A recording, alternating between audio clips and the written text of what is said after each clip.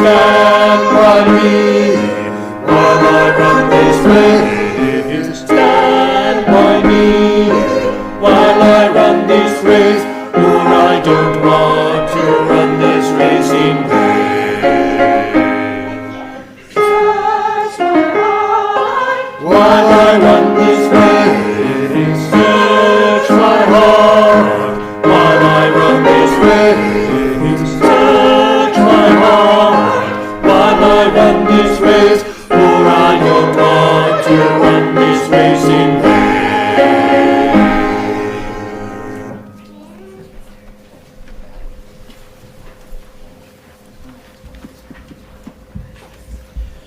Sometimes the things we do in our off time give us a lift, help us make it through the week, the month, life. We sew, we garden, we practice photography, we do woodwork, we renovate the house, we fish, we paint. Doing things, making things can help make us feel whole, fulfilled. Losing ourselves in something other than the daily responsibilities necessary to survival, trying to transcend the routine stuff helps us keep balance. It can serve as a release valve to stress, but it goes deeper. Creativity, expressing ourselves through the work we do with our hands, is a means of contemplation, of finding order, of being aware, of expressing ourselves to the broader community, of distinguishing ourselves, of divining the spiritual.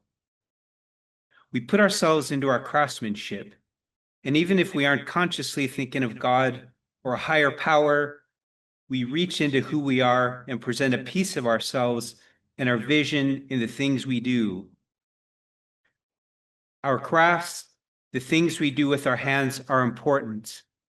Doing them helps us connect our inner self with the physical world. It helps us shape who we are. And now Debbie Hackett will help light our chalice as we speak the chalice lighting words in the order of service. We light this chalice for the warmth of love, for the light of truth, and for the energy of action. Thank you, Debbie. Good morning. We got off to a slow start, but I guess we heard some pretty interesting bagpipe music. Welcome to the Unitarian Universalist Church of Ogden. My name is Tim, and I'm glad to be leading worship today with Bill Hackett and John Hines. And this is for our special fourth Sunday Making Meaning service, where together we make meaning of the strange, complex, joyful, challenging experience of being human. Today, the focus is on the connection between craftsmanship, an open-ended word that can mean different things to different people, and spirituality, another wide-open word that refers to our search for broader meaning and an understanding of our place. The things we make and do have a spiritual component, though maybe sometimes it's subconscious, and it helps keep us on an even keel. As always on these fourth Sundays, later on, we'll want to hear from you, your thoughts, your take on the subject. And we're so glad you're here today in this community that strives to be loving, inclusive, and compassionate. One way to connect with this community is to let us know you're here. If you're a newcomer, welcome. We encourage you to fill out a newcomer card in the pews and put it in the offering basket when it comes by later. And please stay and chat with us after the service across the hallway. And if you're joining us online, please fill out the newcomer card online. If you've been a longtime member of the congregation, we encourage you to wear your name tag. This helps everyone feel more connected and helps our newcomers get to know you more easily. And we love having people of all ages in this community, including small children. I heard one. As you came in, we hope you saw the basket of activities for hands. I don't know if they're back there still, but we got a little basket back there, and this is for anybody of all ages. We welcome all the wiggles and sounds of a multi-generational community. And if you haven't already, please put your phones on silent. And we're so glad each and every one of you are here today. Welcome.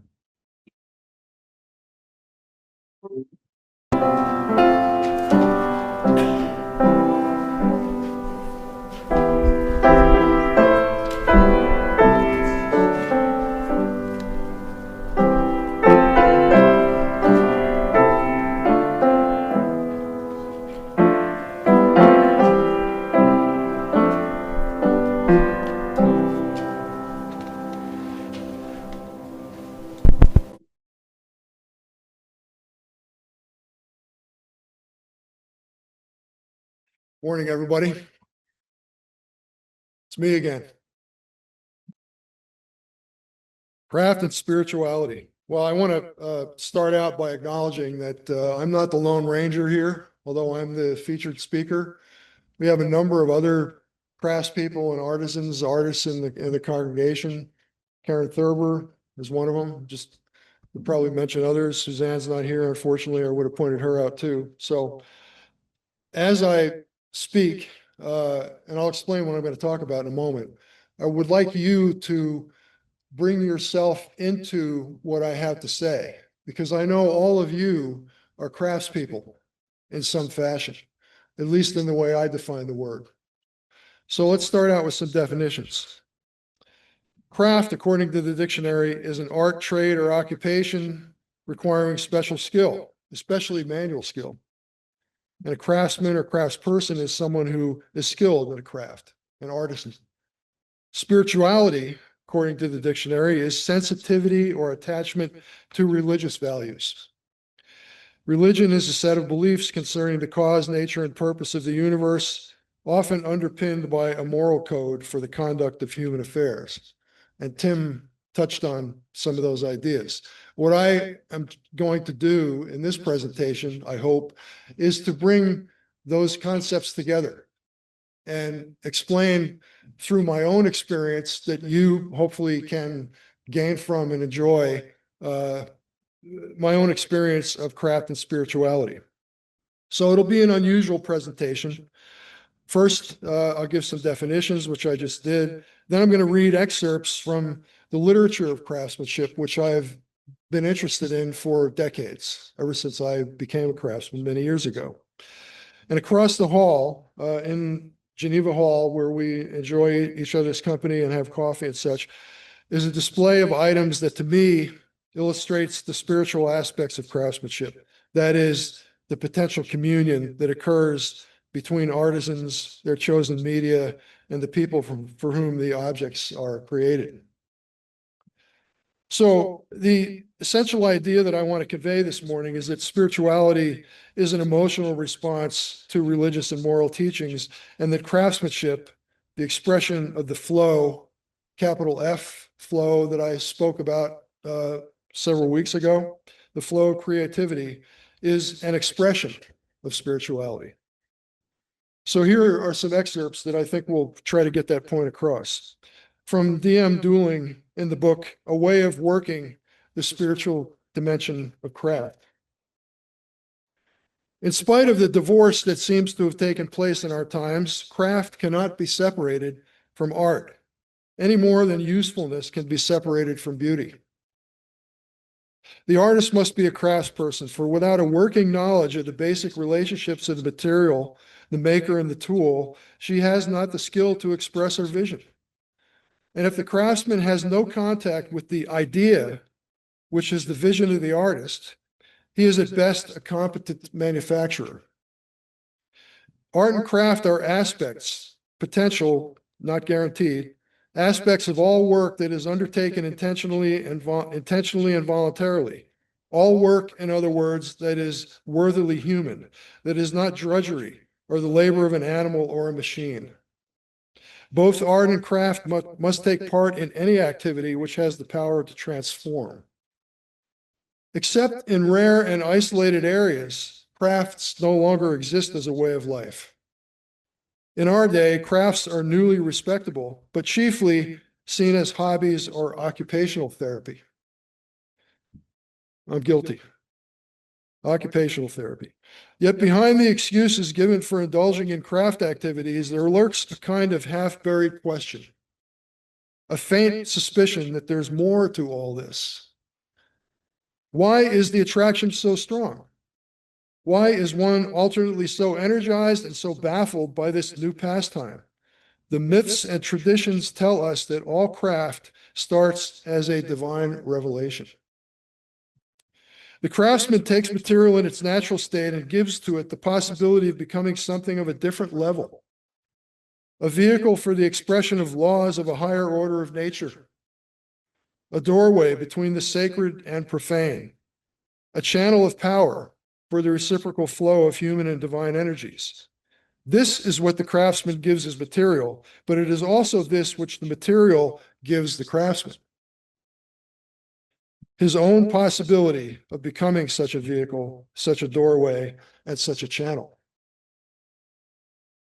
However differently the process is described by different students of alchemy, certain principles emerge, which are recognizable as belonging to all processes of transformation, big or small, psychic or physical. As these principles become clear, the different descriptions become less contradictory and more analogous. And alchemy, even in its operational aspect, ceases to be a strange superstition of a past epoch and speaks quite practically of man the maker, the apprentice craftsman. Quote, "To make gold, one must have gold. To make gold, one must have gold," was an alchemistic aphorism.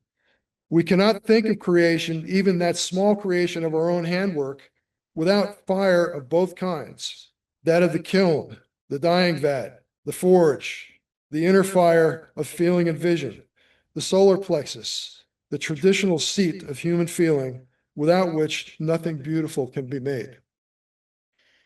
The alchemical paradoxes are quite understandable for the artist who acknowledges that to produce true art, she herself must be changed and come to a finer state.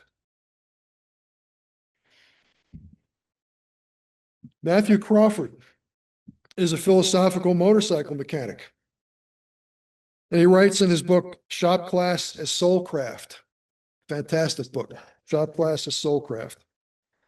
Craftsmanship might be defined simply as desire to do something well for its own sake. If the primary satisfaction is intrinsic and private in this way, there's nonetheless a sort of self-disclosing that takes place. As Alexander Kojève writes, the man who works recognizes his own product in the world, that he has actually been transformed by his work. He recognizes himself in it. He sees in it his own human reality. In it, he discovers and reveals to others the objective reality of his humanity, of the originally abstract and purely subjective idea that he has of himself. The satisfactions of manifesting oneself concretely in the world through manual competence have been known to make people quiet and easy.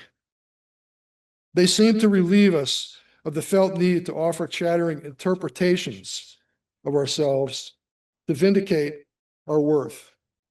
We can simply point. The building stands. The car now runs. The lights are on. Boasting is what a boy does who has no real effect in the world, but craftsmanship must reckon with the infallible judgment of reality, where one's failures or shortcomings cannot be interpreted away. And here's one of my very favorites by a British philosopher and woodworker, David Pye, who writes in his book, The Maker's Eye. These words are just stellar. They will come out of my own mouth. They come from my heart as well. He says, what I seek to achieve in my own work is to do it a bit better. It is not the workmanship that is so different, but the design. That never gets easier. In design, very small differences make all the difference. The difference between the thing which sings and the thing which is forever silent is often very slight indeed. Why one should feel impelled to go on trying to make something which sings, I really do not know. But that apparently is the fate of artists in however small a field. Perhaps in the end, we do it in the hope that in time to come, someone's eye will light when they see a thing we have made, and they too will feel the same impulse. Perhaps all good art has been addressed to a generation still unborn. And from James Krenov, a world-famous cabinet maker who wrote the book, A Cabinet Maker's Notebook. I think there's another way of looking at work, namely that people who buy objects made by people like me don't just want a table because they need a table or a cabinet to keep certain things on it. They can get mass-produced products that will solve those furnishing problems. They're looking for something more. I don't think they're looking for art.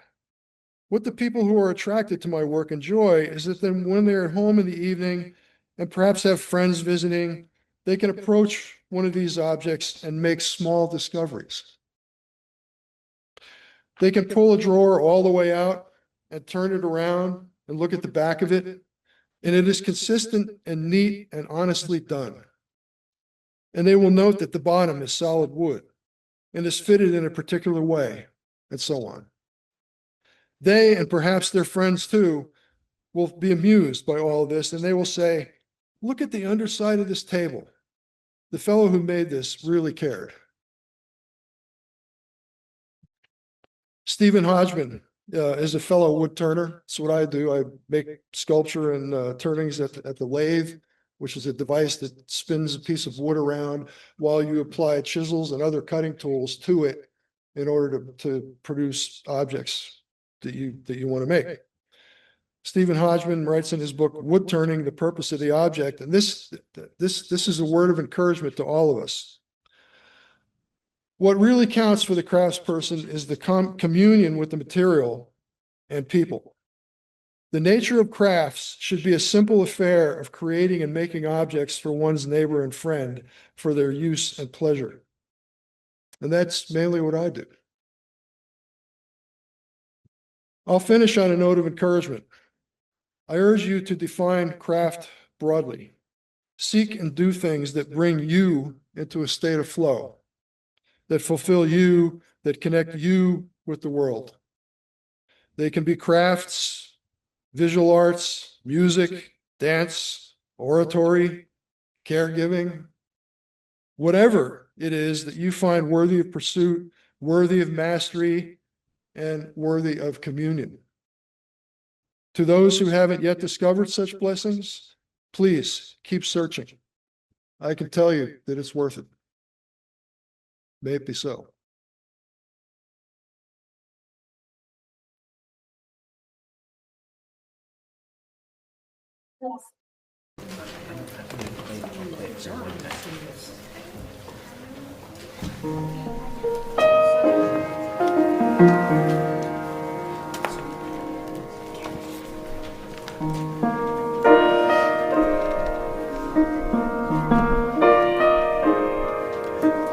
What is our life? We sing our thanks and praise, for all life is a gift which we are called to use to build the common good and make our own days glad. For needs which others serve, for services we give, for work and its reward, for hours of rest and love, we come with praise and thanks.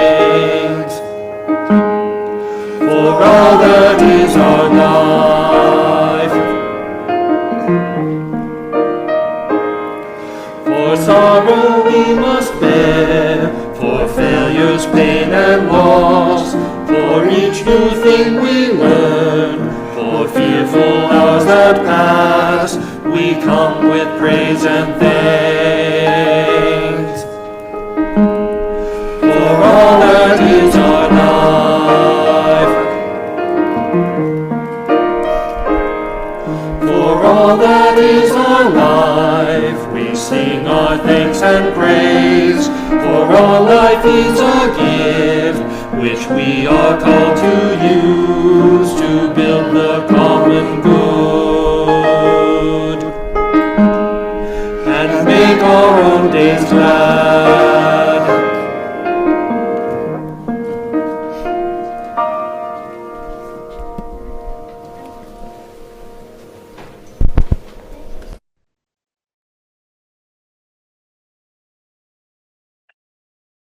Thank you, Bill. And a few more thoughts on craftsmanship. This comes from Craftsmanship and Creativity, the Art of Showing Up Long After Passion Leaves, in Medium by Dallas Blowers. Craftsmanship flies in the face of our new norm, planned obsolescence. Instead, a craft person focuses on completing a job so well that the impact will last for generations.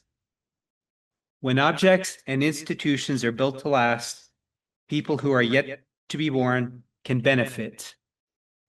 This philosophy implicitly prioritizes the next generations, the prized jewel of all nations. This from What is Craftsmanship by Imran Hayder, also in Medium. The art of craftsmanship is not stitching a shoe or an apparel, although that's important. It's about pairing who is going to wear it. And in fixing those small details, that will make a product an experience. And like any other art form, this has to come from inside. This comes from the 10,000 Villages website.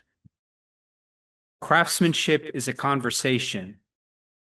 It's a love letter between the maker and the material, simultaneously intimate and exhibitionist. A give and take happens here that, if well done, results in a piece of art that is as beautiful as it is functional. It's a language of patience, persistence, and subtle details. This is from The Importance of Craftsmanship by Pigmenti, which is an artist studio. In our high-speed world of consumption and automation, craftsmanship is comforting in its humanity, it's personal, and it's representative of us as individuals and a collective. In uncertain times like these, it's also a way of sharing our stories and musing on the future. What could be more essential and more human than that? Finally, from The Art of Craftsmanship, Mastering the Timeless Pursuit of Excellence by Boca de Lobo, a design firm. Craftsmanship is more than a job. It's a labor of love driven by passion, patience, and a thirst for mastery.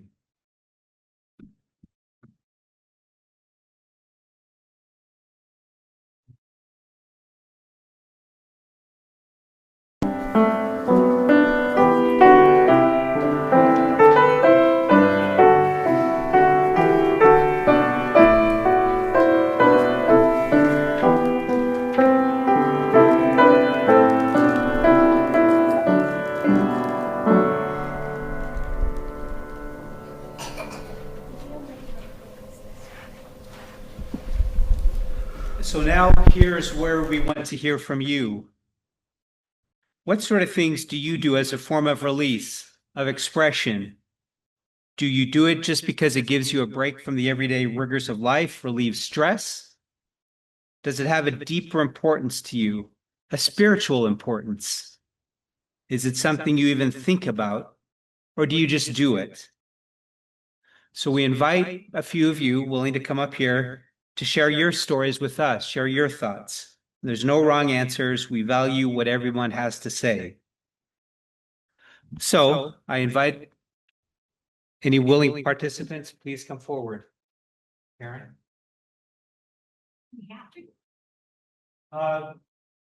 First speaking up here because we have an online audience and Yes. yeah, we're a kind Hi. audience. So I'm Karen, and I am a professional artist. I work primarily in paper and fabric collage, and also watercolor and ink, and some graphite drawing. And listening to Bill's talk, something struck me. I keep around my studio a lot of work that I would never show. They're pieces that just didn't work out, that I don't feel have that spark that Bill talked about. But, and why I keep them around, I'm not sure. Kind of remind myself that I'm definitely fallible, perhaps. I've thrown away a number of things because I just simply don't have room for everything. But I think what I'm looking for primarily is when something really works, that spark is there, that craftsmanship is there, that makes me feel like this is something I want to share and hopefully end up in a home of someone that will treasure it and not just stick it in a closet or something like that. But the other thing too that made me think of is AI. And there's a lot of discussion and concern and panic in some places around with artists about AI replacing us. But what AI can never do is replicate the craftsmanship of an artist. Thank you.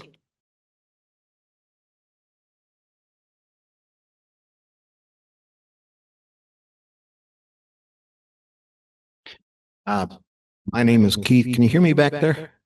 Okay, good. Okay. I would really be remiss if I didn't share something that I just saw on, I think it was PBS the other night. It was a guy who was a sculptor, and he had an interesting way of looking at how he sculpted. He said, well, he had a rock in front of him, and he says, that rock has a beautiful woman in it. I just have to bring her out.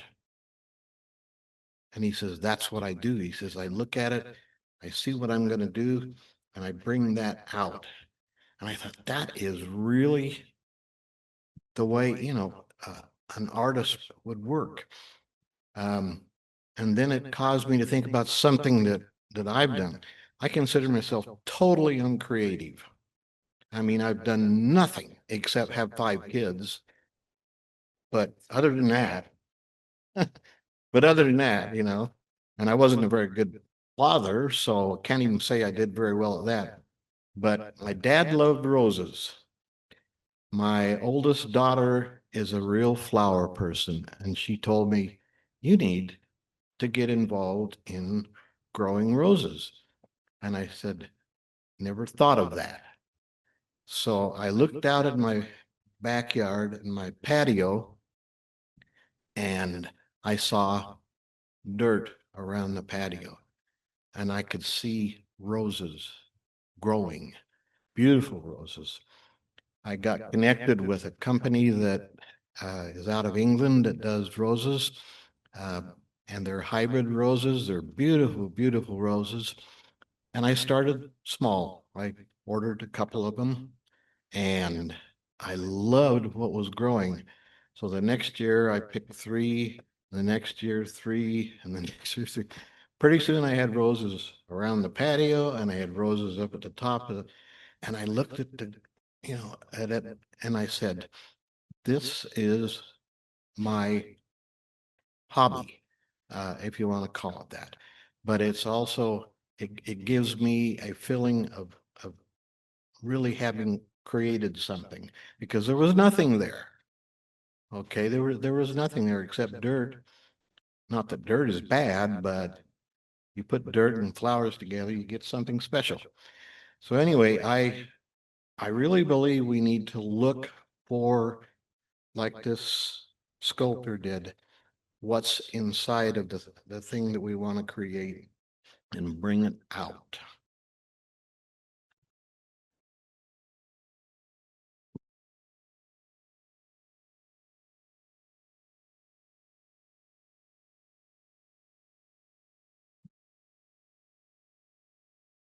So you just described a wood carver because they see what's in the wood and they bring it out like Bill Hackett. I'm a potter. You've seen my work. And when my daughter died, I thought, how can I make a monument for her? So I drew it, and I'm going to do it. when I get to, Pete and I get to Whidbey or Camano Island. And I know where I'm going to put it. I know what it's going to look like because I can see it all here. So I can't wait to go to Camano. I've got the realtor all lined up with Jen Fisher, who's going to be my realtor here. They've been talking, and it's all going to work. And when you throw on the wheel, you can do it better when you don't look, because it's all just feel. You just bring it up and bring it up. And if you're not real good, it wobbles. And I used to try to be a perfectionist like my daughter. And now I like things that are a little wobbly because I'm wobbly. So I'll miss all you guys, and I'm going to watch in Zoom. And I wanted to do one more thing here. So I made these chalices, about 40 of them. And I really enjoyed the fact that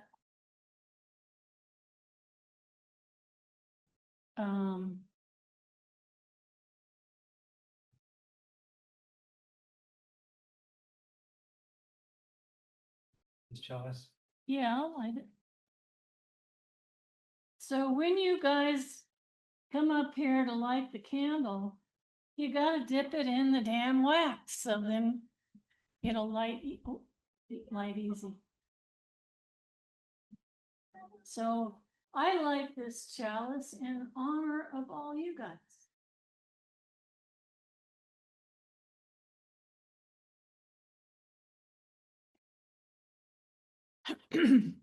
Yeah.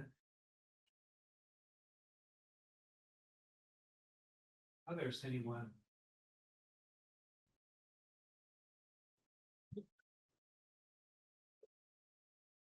Come on up, Dylan. Got one more.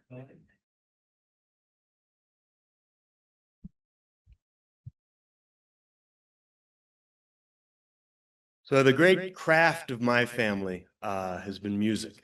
My dad was a professional musician, and my grandfather was a professional musician. And it wasn't just how he made a living, it was his life. It was an essential part of who he was and of his soul.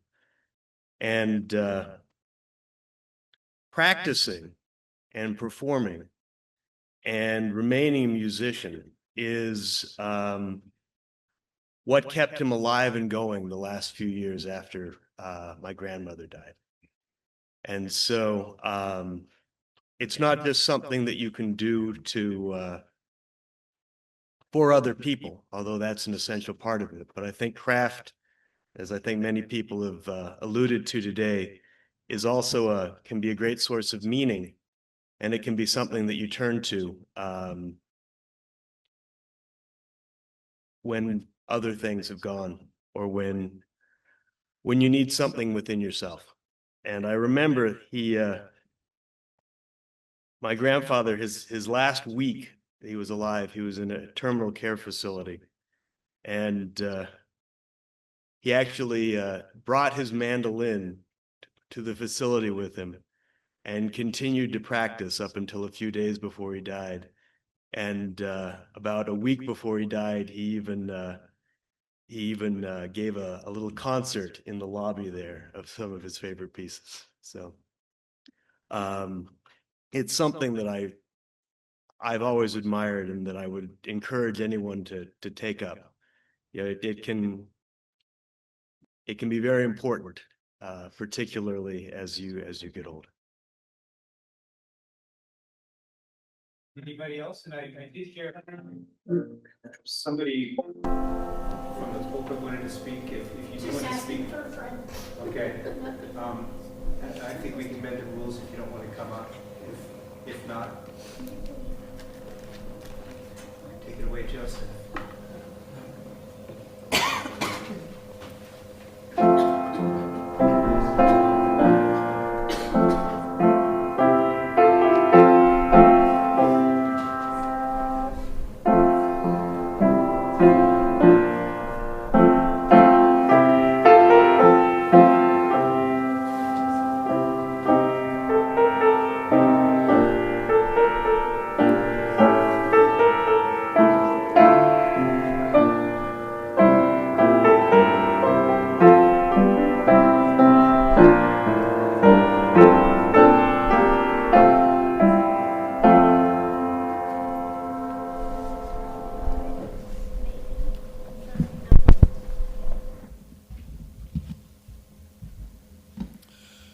I'd like to take a moment now to help this settle into you.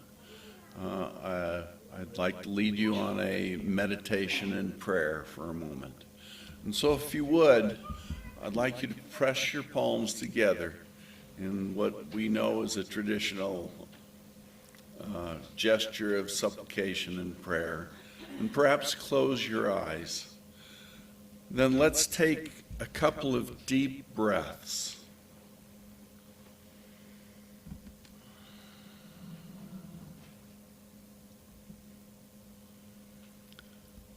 I'd like you to think about for a moment the craftsmanship that's been shown and given to you. Think about things that we're grateful for. Not just carvings on the mantle or a cherished image on the wall, but perhaps the skills of a parent or a teacher, someone who took some time to help you. Consider the workmanship shown in a simple coffee mug or a writing desk, or the complexity of the mechanics and programming that make your car run.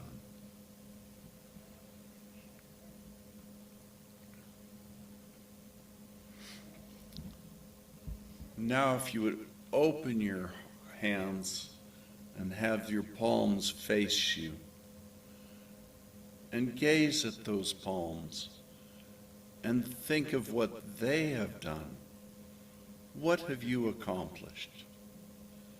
You've had time to accomplish many things, but maybe you haven't thought about it very much. Some things stand out and we can see them, like Suzanne's chalice, but other things we have done are equally as lasting.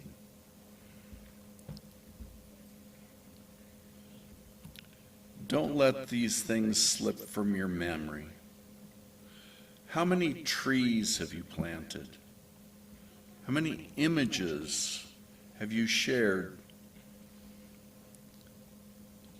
What have you made with paint or clay or fabric or photography? How many minds have you nurtured or soothed?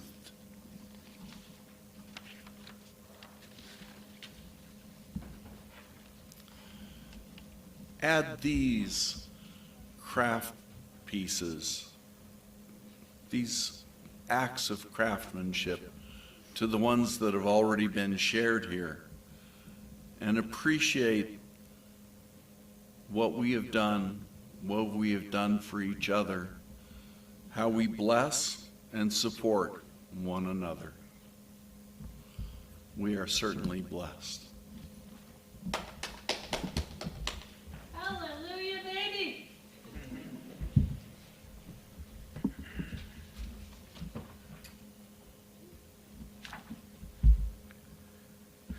Thank you, John. Thank you, Bill. Thank you for everybody who spoke. We continue our collective prayer by coming forward to engage in our weekly ritual that helps us to collectively hold the challenges and joys of being human.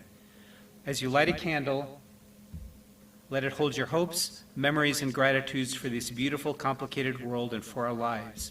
And as you drop a stone in our sacred gathering waters right over there, may it be an opportunity to imagine those burdens and quest for forgiveness held in a community that will let the stone land with care and intention.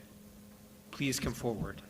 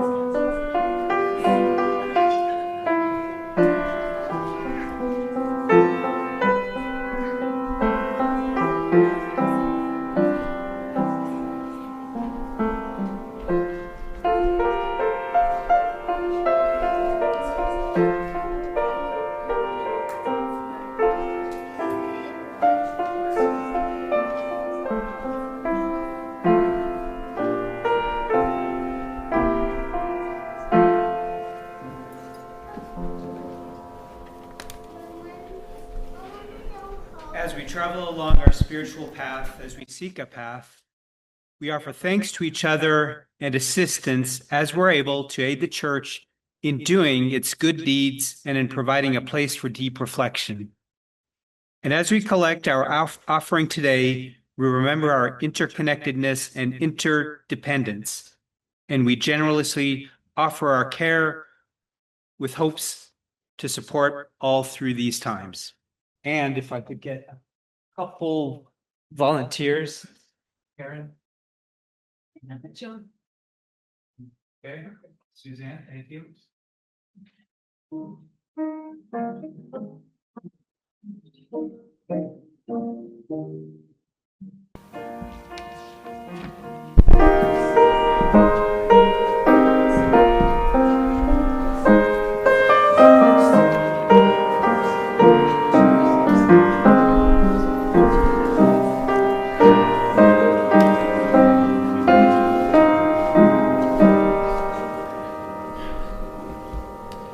Now please rise in body or voice and facing the center aisle together.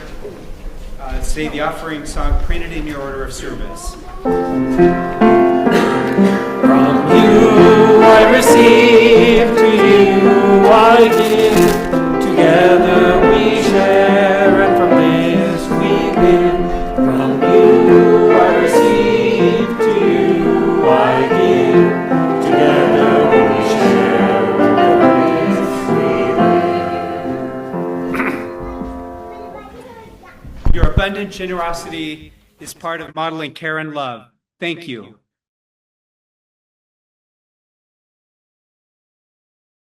Just a couple of announcements. After today's service, we will have our second all-call meeting. We've been experimenting with new ways of doing ministry, and to continue moving in one direction, we're meeting monthly to make sure we're all on the same page and feeling like a cohesive unit. This gathering will also give us the opportunity to intentionally reflect on what's working, what isn't working, and how we might adopt. And just a quick reminder, the trunk or treat event will be this Friday. That First Presbyterian is sponsoring. Karen is helping out with it, offering the UUCO, place there. So that's this coming Friday. If you need help, she has a flyer there, and any helpers, talk to Karen right here. We've run over a little bit, so I'll stop right there. And let's go to our closing hymn. Please stand in body or spirit for our closing hymn, which is My Life Flows On, number 108 in the black hymnal, number 108.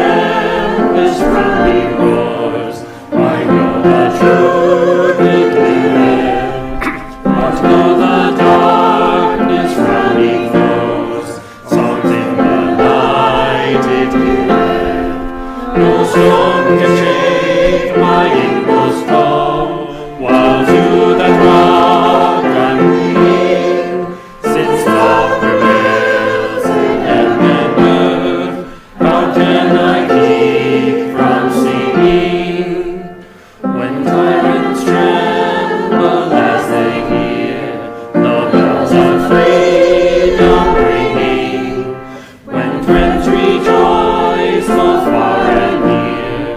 How can I keep